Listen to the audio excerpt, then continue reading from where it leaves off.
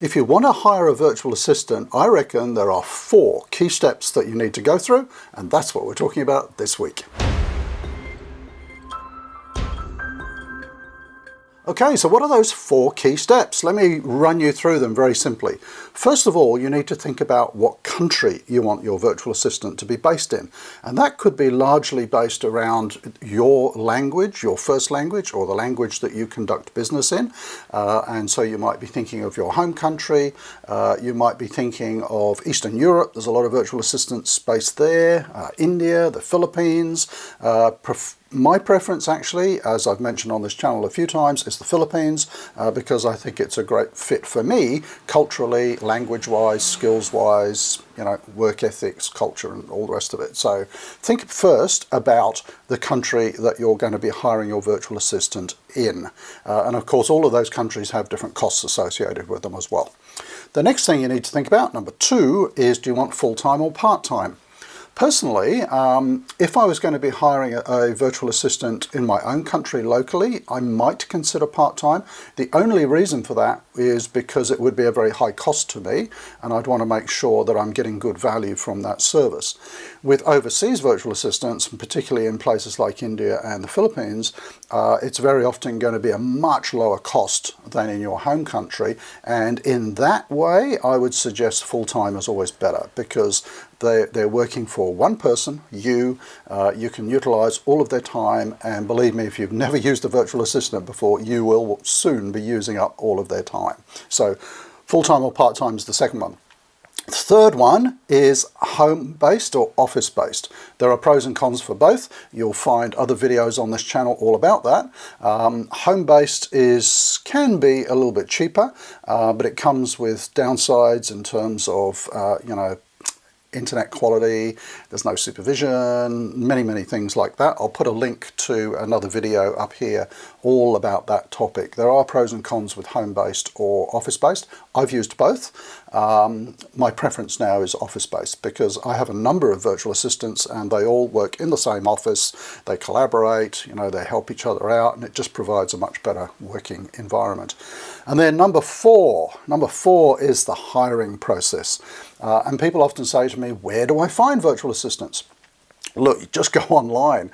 There are loads of websites where you can hire virtual assistants directly. They're available, like recruiting websites, and you can go through and assess the sort of virtual assistant that you want.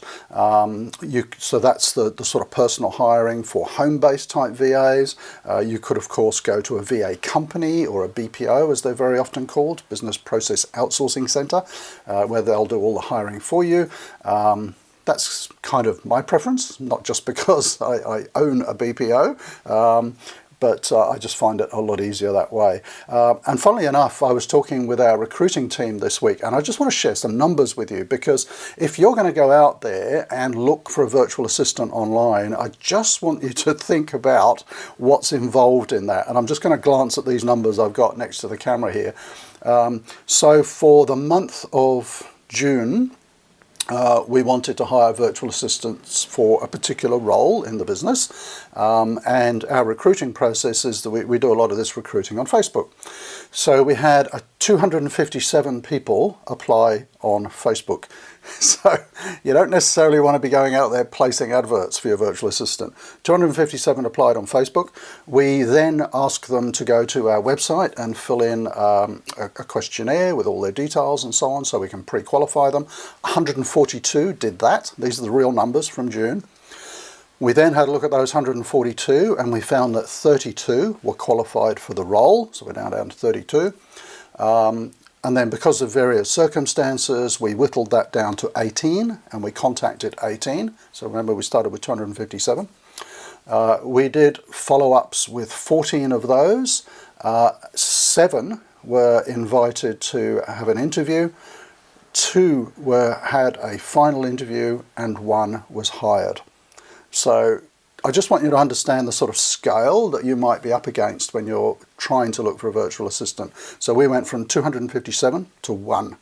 We have very strict recruiting standards and we hire really great quality people.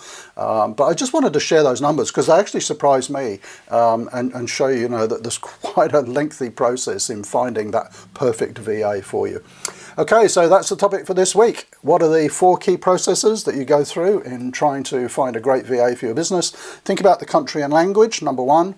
2, do you want full-time or part-time? Number 3, do you want home-based or office-based? And number 4, think about the hiring process and how you're going to go through that and how you're going to assess people and so on. Maybe you have a different way of searching out and finding great virtual assistants. Do comment below, I'd love to hear that. And I just want to thank you again for watching this week. And you know how this works. If you enjoy this channel, if you enjoy these videos, you might want to consider subscribing, the red button down there. And if you hit that bell, you'll get an automatic notification every time we have a video coming out. And when do they come out? On a Tuesday evening, East Coast Australia time. So look forward to seeing some comments and questions down below. I really love lots of comments and questions because that helps us understand the sort of things that you would like to know more about, and we can make videos about them. So thanks for watching and see you next week.